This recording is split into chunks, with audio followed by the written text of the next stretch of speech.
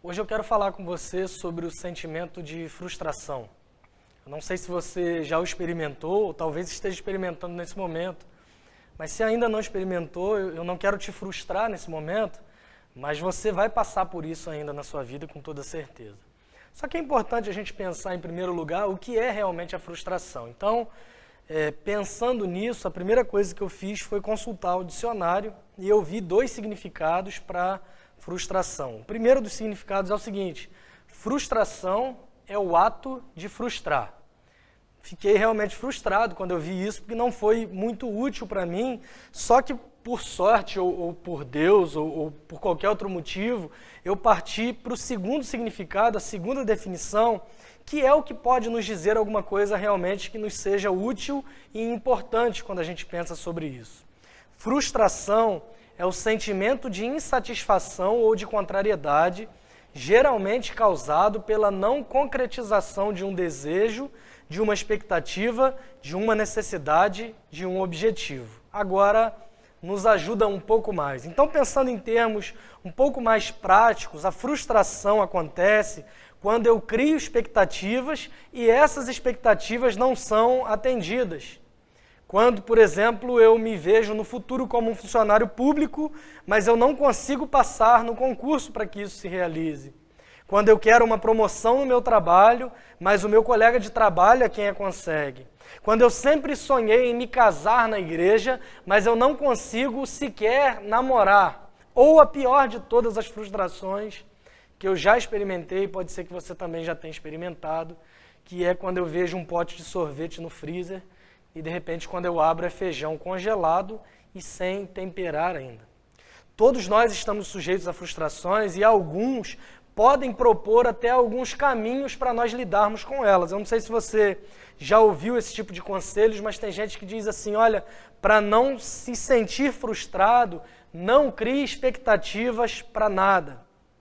Só que por mais que a gente tente fugir de criar essas expectativas, na maioria das vezes nós não conseguimos. É natural que a gente sonhe, que a gente planeje, que a gente crie expectativas em relação ao nosso futuro, ao nosso trabalho, à nossa família, ou o que quer que seja.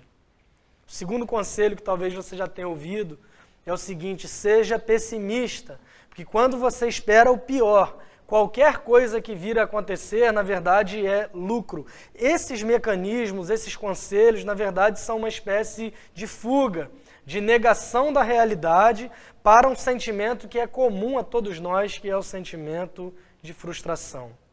Só que olhando para o Evangelho, nós conseguimos aprender com elas. Nós conseguimos enxergar nas frustrações uma oportunidade de crescimento e uma possibilidade de amadurecermos. Não é questão de ser pessimista ou otimista, é questão de enxergar a realidade como ela é e, enxergando a realidade, aprender um pouco mais com ela. Tem uma frase muito interessante do Ariano Suassuna, onde ele diz o seguinte: o otimista é um tolo, o pessimista um chato. Bom mesmo é ser um realista esperançoso. O otimista é um tolo no sentido de que alguns, para demonstrarem certo otimismo, parecem negar as dificuldades da vida. Alguns, para transparecerem a ideia de um otimismo absoluto, parecem estar desconectados da realidade. O pessimista é um chato porque ninguém merece uma pessoa que só vê o lado negativo das coisas sempre. E ele, nessa sua frase, propõe uma terceira via, que é, ao invés de ser tolo, sendo um otimista, ignorando as realidades da vida, ao invés de ser um chato, olhando só o lado negativo das coisas, essa terceira via que ele apresenta é sermos um realista esperançoso. Eu não nego a dificuldade que a realidade apresenta para mim, mas ao mesmo tempo eu respondo a isso com esperança. O grande problema é que nós, quando olhamos para a realidade, pode ser que a gente fique ainda mais desesperado. Como, então, experimentar esse sentimento de olhar para a realidade com esperança e não com medo de experimentar mais frustrações? Olhando a vida por meio do Evangelho. O texto de hoje está no Evangelho de Lucas, capítulo 24, a partir do verso 13, a gente vai ler do 13 ao 35. Aliás, hoje, ao invés de lermos o texto todo de uma vez, eu quero ir lendo com você à medida que a gente for conversando e destacar alguns pontos acerca desse determinado texto. Eu te dei alguns exemplos de frustrações para que você perceba, em primeiro lugar, que é comum e é natural a todo ser humano. Para que você se identifique com isso e saiba que é normal você experimentar e que é normal da experiência humana lidar com frustrações. Mas eu queria te perguntar mesmo nesse momento, e eu queria conversar com você um pouco mais a fundo sobre isso, sobre frustrações que dizem respeito a Deus e ao nosso relacionamento com Ele. Não sei se você já experimentou isso, mas às vezes nós temos a sensação de que estamos procurando por Deus, mas não conseguimos senti-lo. Você já passou por isso? Parece que Deus fala com todo mundo, menos com você. Quando você não consegue ver Deus, quando você não consegue sentir a presença de Cristo, o que é que você deve fazer? Não é uma situação muito fácil, é verdade, mas é exatamente assim que se encontram dois seguidores de Jesus nesse texto que a gente vai caminhar de Lucas capítulo 24. A última vez que eles viram Jesus, ele estava morto. Eles pensavam que ele nunca mais voltaria. Eles sobreviveram aos últimos dias, aos últimos acontecimentos, mas eles estão nesse momento tristes, deprimidos e frustrados. Só que algumas mulheres começaram a dizer que o corpo de Jesus não estava mais no túmulo. Anjos também, essas mulheres diziam que anjos apareceram anunciando a realidade da ressurreição. Só que esses homens não acreditam e apenas sentem mais confusão, escuridão e frustração. Eles vieram a Jerusalém para a festa da Páscoa e agora é hora de retornarem para casa. Lucas 24, versículo 13. Nesse mesmo dia, 2 deles seguiam para um povoado chamado Emaús, distante de Jerusalém 60 estádios, e iam comentando tudo o que havia acontecido. Enquanto comentavam e discutiam, o próprio Jesus se aproximou e começou a acompanhá-los, mas os olhos deles estavam como que fechados, de modo que não o reconheceram. Esses dois amigos estão voltando de Jerusalém para essa vila, para esse povoado chamado Emaús, que fica a uma distância aproximada de 10 quilômetros. Enquanto eles estão voltando e falando sobre o que tinha acontecido, sobre a crucificação, sobre a possibilidade da ressurreição, do túmulo vazio, o que acontece? Jesus chega e começa a caminhar ao lado deles. Essa é a primeira vez que nós vemos o Jesus vivo surgindo em Lucas no capítulo 24.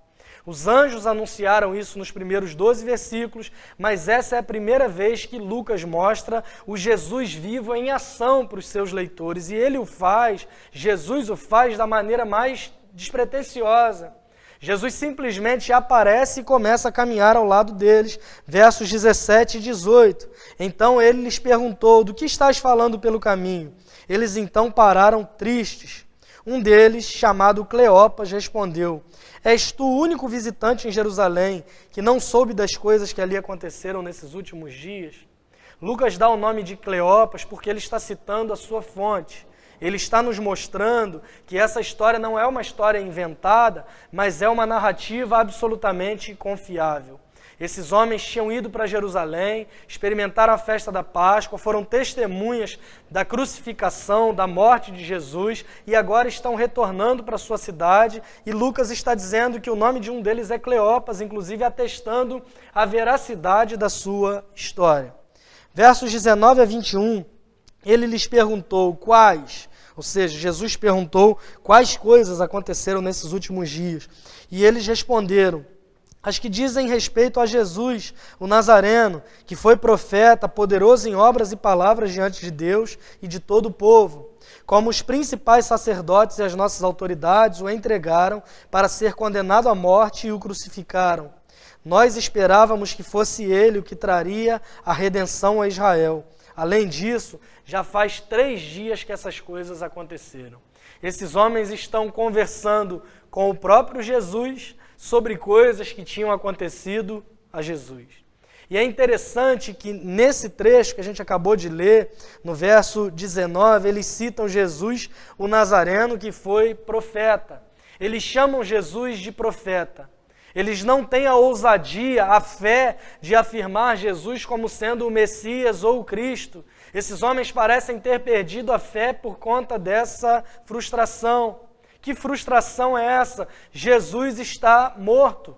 Logo, se na concepção dele Jesus está morto, ele deve ter sido apenas mais um profeta, como tantos profetas que surgiram na história de Israel e que agora também estão mortos. Esse homem perdeu a batalha da própria vida, esse homem enfrentou a morte. Logo, ele não pode ser o Messias escolhido por Deus, porque o Messias escolhido por Deus, na concepção desses homens e do povo de Israel, esse homem deveria vir e libertar o seu povo, mas a realidade é que Jesus está morto.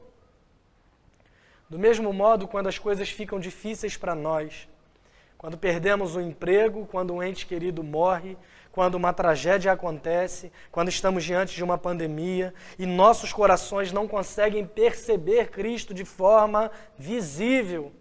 Esses homens estavam ao lado de Jesus, mas não o perceberam, e às vezes a frustração faz com que a gente não experimente a presença de Cristo ao nosso lado, e é comum que a gente diga a mesma coisa: talvez ele não seja Deus, talvez Jesus não seja tão poderoso quanto eu imaginei que ele fosse. Só que esses homens estavam errados e nós também estamos errados quando nós pensamos dessa forma. Dos versos 22 a 24, eles continuam o diálogo e eles dizem o seguinte: também é verdade que algumas mulheres de nosso meio nos encheram de espanto, pois foram de madrugada ao sepulcro dele e, não achando o corpo, voltaram afirmando ter tido uma visão de anjos que diziam que ele está vivo. Alguns dos que estavam conosco foram ao sepulcro e confirmaram que as mulheres haviam falado, mas não o viram. Naquela época, em Israel, os rabinos judeus discordavam sobre se as mulheres podiam ou não testemunhar em um tribunal. Muitos achavam, e a grande maioria, na verdade, achava que o testemunho de uma mulher naquela cultura não era confiável. Logo, se você vai inventar uma história, se você vai criar uma história a partir do nada para querer provar o seu ponto de vista, essa não seria a melhor forma de fazer isso. Essa é, inclusive, para alguns comentaristas estudiosos, uma prova de que o relato bíblico é verdadeiro. Porque se fosse uma história escrita de modo a parecer real em sua cultura e sua época, eles iriam inventar tendo os homens como as primeiras testemunhas. Aqui não é uma história criada para parecer real, mas é um relato histórico do que realmente aconteceu. Apresentar as primeiras testemunhas da ressurreição como sendo mulheres não seria algo muito confiável. Então, se eles fossem inventar isso, com certeza colocariam homens e homens idôneos como sendo testemunhas. Para nós hoje, essa é uma prova da veracidade do texto bíblico, mas Cleopas e o seu amigo, o seu companheiro de viagem, eles não sabiam disso. Eles têm dificuldade em acreditar nas mulheres. Eles citam, inclusive, os outros discípulos que viram que Jesus não estava lá, mas não viram, não tiveram um contato com o Cristo ressurreto. Eles viram que o corpo não estava naquele local, mas não tiveram contato com Cristo. Só que é interessante o quanto as suas memórias são seletivas, porque poucos versos à frente, no verso 34, de forma bem específica, eles vão se lembrar de que havia um testemunho, uma fala de que Jesus já havia aparecido a um dos discípulos chamado Simão, que é Pedro. Quando nós estamos lutando, quando nós estamos cansados ou frustrados, quando nós não conseguimos ver Jesus e percebê-lo na nossa experiência, nós só podemos pensar em tudo de errado que acontece nas nossas vidas, nós devemos fazer uma pausa, verificar as nossas memórias e perguntar: será que eu estou sendo seletivo naquilo que eu estou lembrando? Como esse Jesus fez coisas boas por mim? Como esse Jesus se mostrou a mim de maneiras incríveis no meu passado, na minha história de vida? Se ele tem sido bom desde sempre, por que razão eu acho que ele seria diferente agora? As nossas memórias são seletivas no momento de frustração. Paramos para nos perguntar onde está Deus, se Jesus é de fato quem ele diz ser, e não paramos para nos lembrar do quanto ele se mostrou fiel até o dia de hoje na nossa experiência de vida. Mas agora olhando para o texto, é hora de Jesus responder a esses homens. E ele realmente começa a abrir os seus olhos para ele, mas ainda não de maneira visível e palpável, que talvez eles até preferissem, e nós também. Em vez disso, Jesus vai se revelar a eles apontando para si mesmo no Antigo Testamento, que era a Bíblia que eles possuíam, versos 25 e 26. Então ele lhes disse, Jesus disse para aqueles dois homens: ó tolos, que demorais a crer no coração em tudo que os profetas disseram. Acaso o Cristo não tinha de sofrer essas coisas e entrar na sua glória? Jesus os repreende por não terem esperança e por não perceberem o que realmente aconteceu. Aqueles homens pensavam que o Messias seria um libertador político, mas Jesus mostra a eles que isso não é o que o Messias veio fazer. Eles dizem, inclusive, no início dessa narrativa, quando eles começam a conversar com Jesus, que eles acreditavam que esse homem, no verso 21, nós esperávamos que fosse ele o que traria a redenção a Israel. A concepção de redenção que eles tinham era diferente da concepção de redenção do plano original de Deus. Por isso a frustração de que Deus não estava agindo do modo que eles esperavam. E Jesus não veio para ser vitorioso como um líder militar, que talvez fosse a esperança deles, mas Jesus vem para alcançar a vitória por meio do seu próprio sofrimento, dando a sua própria vida para a redenção de todos aqueles que creem no seu nome. E assim como o nosso Cristo, o Messias, o ungido de Deus, ele sofreu, os cristãos também sofrerão, não tem porquê a gente esperar um caminho diferente. Deus não nos promete vida sem dor. Deus não nos promete uma vida onde a gente sente o tempo inteiro a presença de Deus perto de nós. Eu não sei você, mas me assusta quando eu vou em alguns cultos, alguns lugares, que eu vejo as pessoas o tempo todo dizendo: eu estou sentindo a presença de Deus, porque na minha experiência, não sei, talvez me falte fé, mas na minha experiência há muitos momentos em que eu não consigo sentir isso. A gente passa por provações, dificuldades, trevas, às vezes nós nos sentimos sozinhos.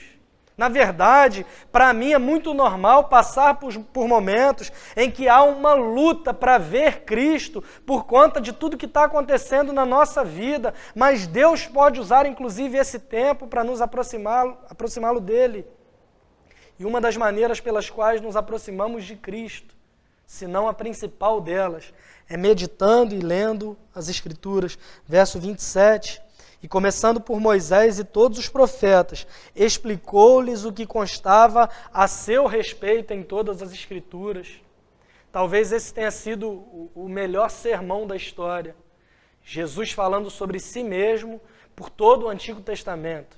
Jesus apresentando uma visão panorâmica do Antigo Testamento para dizer que tudo está apontando para Ele.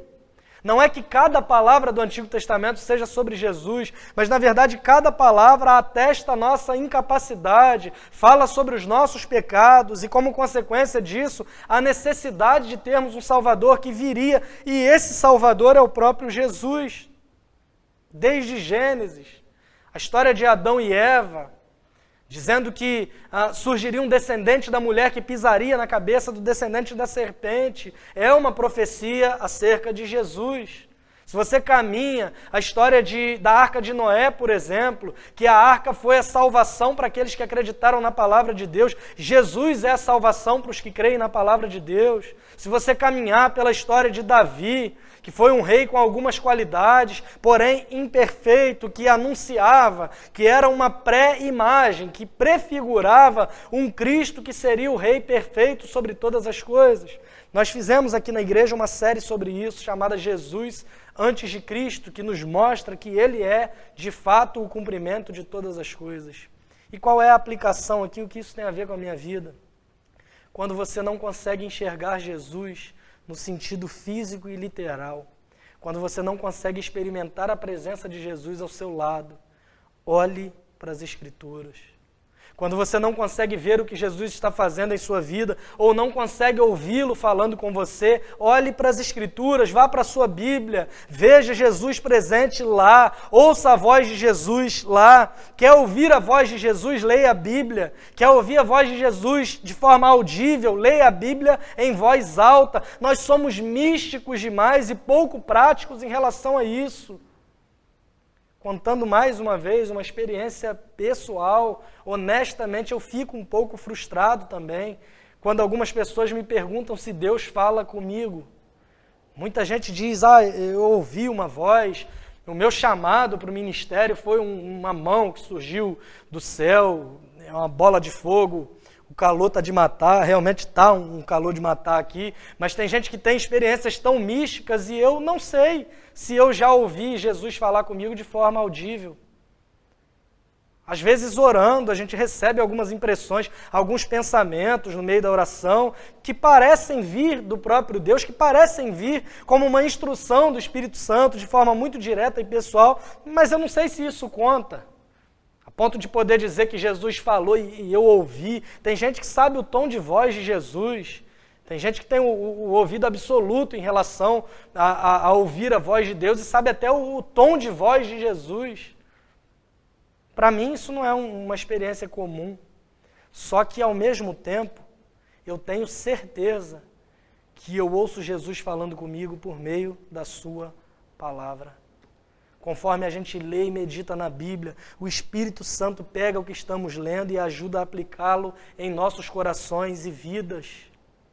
Ouvir a voz de Jesus é ler a sua palavra. Nesse caso, conforme esses dois viajantes ouvem Jesus falando, eles começam a perceber que eles não tinham entendido algo, que Jesus veio para libertar o seu povo, mas não como um poderoso guerreiro, mas como um cordeiro sacrificial que entrega a sua própria vida. Mesmo assim, depois de tanta exposição das Escrituras, depois de tanta conversa, eles ainda não reconhecem que aquele que está diante deles é Jesus. Esse texto parece até engraçado. Só que agora, eles o viram por meio das Escrituras. Eles descobrem quem é Jesus por meio da exposição bíblica. E agora sim, eles estão prontos para terem os seus olhos abertos. A partir do verso 28. Quando se aproximaram do povoado para onde se dirigiam, Jesus fez como quem ia seguir adiante. Eles, porém, insistiram: fica conosco, pois já é tarde e o dia está terminando. Então entrou para ficar com eles. Estando com eles à mesa, Jesus pegou o pão, o abençoou e, partindo, o distribuía. Então os olhos deles foram abertos e o reconheceram, e ele desapareceu de diante deles. Jesus fez menção de continuar a caminhada, mas como bons anfitriões, eles o convidam para passar a noite com eles. E quando ele parte o pão, do mesmo modo que ele tinha feito quando alimentou 5.000, do mesmo modo como ele tinha feito na segunda multiplicação de pães, do mesmo modo como ele tinha feito na última ceia, na celebração da Páscoa, no momento que Jesus parte o pão, finalmente os olhos desses homens são abertos e eles o reconhecem. E Jesus agora desaparece. O que é mais interessante é que eles têm uma experiência incrível com o próprio Jesus. Mas o que faz com que aqueles homens fiquem maravilhados é a explicação das Escrituras. Verso 32. E disseram uns aos outros: acaso o nosso coração não ardia pelo caminho quando ele nos falava e abria as Escrituras? Irmãos, a gente mistifica muito esse negócio de coração arder, coração aquecido, coração cheio de Deus, e às vezes a gente despreza a experiência de compreensão da palavra de Deus.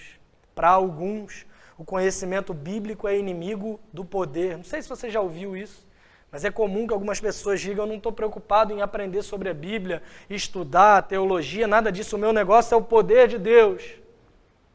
Poder de Deus e conhecimento bíblico não podem ser separados.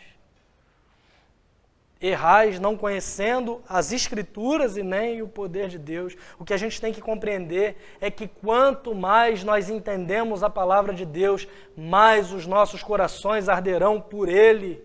Chega de movimentos onde as pessoas tentam vender uma ideia de aquecer o coração, de arder por Deus, de deixa queimar para um lado, deixa queimar para o outro. A gente já não sabe se é show evangélico ou show do Rapa, com esse negócio de queimar para um lado e para o outro. A gente tem que desmistificar isso e compreender que ter o coração ardendo por Deus é uma consequência natural do conhecimento bíblico. Você quer sentir a presença de Deus? Você quer saber e experimentar que Jesus está vivo? Mergulhe na palavra dele. Quando você não pode ver Jesus, quando você não consegue perceber Jesus de modo palpável, olhe para as Escrituras e saiba que Ele está lá. Mas eles não param nas Escrituras no sentido de somente no Antigo Testamento e sobre o que o Antigo Testamento falava sobre Jesus. Eles estão agora diante da promessa se cumprindo e a ressurreição é agora um fato. Eles se tornam testemunhas da ressurreição. Eles estavam frustrados porque achavam que Jesus tinha morrido e agora eles são testemunhas porque tiveram um encontro pessoal com Ele. Versos 33 a 35, e na mesma hora levantaram-se e voltaram para Jerusalém e encontraram reunidos os 11 e os que estavam com eles, os quais diziam: é verdade, o Senhor ressuscitou e apareceu a Simão. Então os dois contaram o que havia acontecido no caminho e como o reconheceram no partir do pão. Uma vez que eles entendem como todas as Escrituras apontam para a necessidade do Messias sofrer, morrer e ressuscitar, tudo muda. Eles passam a acreditar. Agora se torna claro, se torna óbvio que o descendente de Eva seria atingido pela serpente, mas pisaria na sua cabeça. Se torna claro agora que era a vontade do Pai esmagá-lo na cruz por causa dos nossos pecados. Se torna claro agora que Jesus é o Cordeiro sacrificial final que tira de uma vez por todas os pecados do mundo. Se torna claro para aqueles homens agora que a ressurreição aconteceu porque esse era o plano de Deus o tempo todo. As verdades sobre Jesus se tornam claras nesse momento, porque eles compreendem quem Ele é por meio da revelação da sua palavra. Quando você não consegue ver Jesus, quando você não consegue sentir Jesus de forma palpável, não se frustre, não abrace a frustração, mas olhe para as Escrituras, olhe para a ressurreição e compreenda que Jesus é o plano perfeito de Deus. Eu quero concluir falando sobre um filme, embora eu não seja muito fã de cinema, mas é um filme chamado O Sexto Sentido. Não sei se você já assistiu, mas esse é o tipo de filme que você entende melhor quando você assiste pela segunda vez. Por quê? Porque uma vez que você sabe o final, isso muda a forma como você enxerga a coisa toda do filme. O final é incrível, se você não sabe o final ou não viu o filme, eu sinto muito, mas o filme é de 1999 e você já teve a sua chance. Mas eu vou tentar falar de um jeito que eu não estrague o final para vocês, mas Bruce Willis está morto. A verdade é essa, o final é esse. Bruce Willis é um ator que interpreta um psicólogo infantil chamado Malcolm Crowe, que está tentando ajudar um jovem que vê pessoas mortas o tempo todo. Não sei se você já viu isso, tem memes sobre isso. E o jovem vê pessoas mortas o tempo todo e no fim você descobre que o próprio Bruce Willis é uma das pessoas que estão mortas. Se você assiste o filme todo, não parece fazer sentido, mas então você vai e descobre o final. E quando você descobre o final, assiste pela segunda vez, as coisas começam a fazer mais sentido no enredo todo, porque você já sabe o final. Quando você já sabe, parece muito óbvio que ele está morto. Mas isso só fica claro para você quando você assiste todo o enredo sabendo do final. A história de Jesus e da ressurreição é exatamente o oposto da história do Sexto Sentido. Embora saber o final muda também a forma como nós vemos todo o enredo da vida, quando nós chegamos ao fim, nós vemos que Jesus não está morto, mas está vivo. O Evangelho é a boa notícia de que o herói da nossa história está vivo, está bem e venceu sobre todas as coisas. E agora, conforme você analisa as Escrituras, conforme você olha para a sua própria existência e para a sua caminhada, você não pode deixar de perceber todas essas coisas à luz dessas boas novas, à luz do Evangelho. É tudo sobre Jesus. Tudo está apontando para a nossa necessidade por Ele. É tudo sobre esse Salvador que viria pagar o sacrifício final e a boa notícia para nós é que Ele já veio. Saber o final do filme, ou seja, que Bruce Willis está morto, te faz enxergar o filme todo de uma maneira diferente. Saber o final da história, a narrativa completa do Evangelho e saber que Jesus está vivo e venceu a morte, te faz enxergar as Escrituras e a tua vida também de modo diferente. É tudo sobre Ele, seu sofrimento, sua morte, sua ressurreição que nos dá vida, para que qualquer um que se arrepender de seus pecados e colocar a sua fé e confiança nele, um dia ressuscite também e viva com Ele eternamente. Quando nos sentimos frustrados e desanimados, quando não conseguimos sentir a presença de Deus, é exatamente nisso que nós precisamos nos concentrar. Abraçarmos a palavra de Deus, crermos na palavra de Deus e crermos que Jesus ressuscitou dos mortos. Quando você não pode ver Jesus ou percebê-lo de forma palpável, olhe para as Escrituras e por meio delas creia na ressurreição. Que seja assim para a glória de Deus.